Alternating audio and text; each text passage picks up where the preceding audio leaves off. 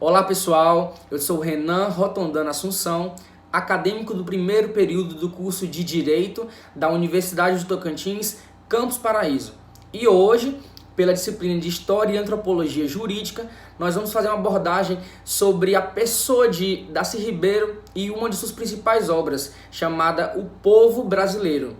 Começando a sua descrição, vamos falar que Darcy Ribeiro foi um homem de grandes atribuições. Escritor, historiador, sociólogo e teve um reconhecimento nas suas relações indígenas e na educação do Brasil. Então, Darcy Ribeiro foi um escritor com grandes diversificações nas temáticas de suas obras, que variavam desde romances à antropologia. Então, se pudermos considerar a antropologia, temos a sua principal obra, considerada por ele como seu maior desafio, que é O Povo Brasileiro, que tem a ideia central propriamente dita na formação desse povo brasileiro, que traça nele essa diversificação, essa relação entre a formação desse povo com a distinção das classes sociais, e ambas vivendo em situações conflituosas.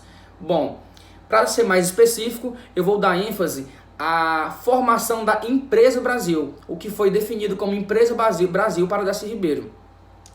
Ele destacou que a Empresa Brasil ela foi implantada e formada pela associação de outras 4 ordens de ações empresariais. E essas 4 ordens elas eram distintas pelas suas funções e pelas suas variadas formas de mão de obra, além da sua rentabilidade. A principal e a primeira delas é a empresa escravista, conhecida pela sua grande eficácia operativa, que foi responsável pelo marco da produção de cana de açúcar, que na época era um grande auge, estava no ápice, e a sua mineração de ouro, que na época havia um grande fluxo. Então toda essa mineração de ouro e essa produção de cana-de-açúcar eram baseadas na formação desse povo escravo africano. Era a importação desse pessoal, desse povo africano, que eram os principais formadores dessa empresa escravista dentro dessas funções. A segunda, nós podemos destacar a empresa jesuística, que utilizavam da mão de obra servil dos indígenas, mas nós não podemos considerar que houve uma escravização indígena. Pelo contrário, os jesuítas eles lutaram e até conseguiram que os índios não fossem escravizados, mas eles tomavam medidas para ter a determinação desse povo, para ter o domínio sobre eles. Então, uma das medidas que os jesuítas adotaram para ter o poder sobre os indígenas era a cristianização desses povos. Então, eles prendiam com outros métodos, eles tinham domínio por outros métodos que acabavam sendo exploração, acabavam explorando a mão de obra dos povos, mas a escravização propriamente dita não. Então, eles sabiam como segurar esse povo, uma delas como citado pela cristianização, e também já vamos refletir na presença do cristianismo no país, justamente por esse ato dos jesuítas. A terceira, nós podemos dizer que foi, há uma grande rentabilidade, mas bem menor considerado as duas anteriores citadas.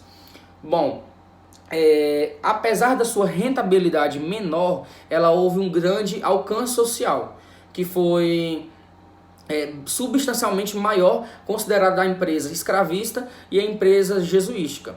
Podemos citar então que foi a multiplicidade de microempresas de produção de gêneros de subsistência e de criação de gado. Essa empresa ela foi caracterizada pelas diferentes formas de aliciamento de mão de obra, desde trabalhadores assalariados até a escravização de diversos povos. Aqui, Darcy Ribeiro determina que houve a fundação do povo brasileiro. Aqui houve a miscigenação, aqui houve o chamado mestiço, onde houve relações, a associação desses diversos povos, e aqui acabou formando o que eles chamam de criatório de gente. A quarta empresa, que também não é menos importante do que as outras, pelo contrário, as outras 3 elas não existem se essa quarta não existir, que é a formação da classe dominante, que eram formados pelos banqueiros portuários e os comerciantes de importação e exportação. Na época, eles eram considerados como um núcleo predominante da economia colonial. Então, eles tinham um papel de intermediar, as relações Brasil, África e o tráfico marítimo de pessoas. Então, essa classe dominante, Darcy Ribeiro determina que foi fundamental para a criação do povo brasileiro. Então, como forma de concluir, ele determina que jamais houve um objetivo de ter um povo autônomo, jamais. Não pense jamais nisso. Mas o principal resultado por ele, como consequência dessa mistura, podemos dizer, desse povo, foi um povo totalmente diferente, uma entidade étnica única e uma configuração cultural de um povo novo, onde ele conclui afirmando que foi capaz de destribalizar os índios, desafricanizar os negros e deseuropeizar os brancos. Bom, essa foi a minha contribuição, espero que tenha ficado claro. Qualquer dúvida, estou à disposição. Um grande abraço a todos.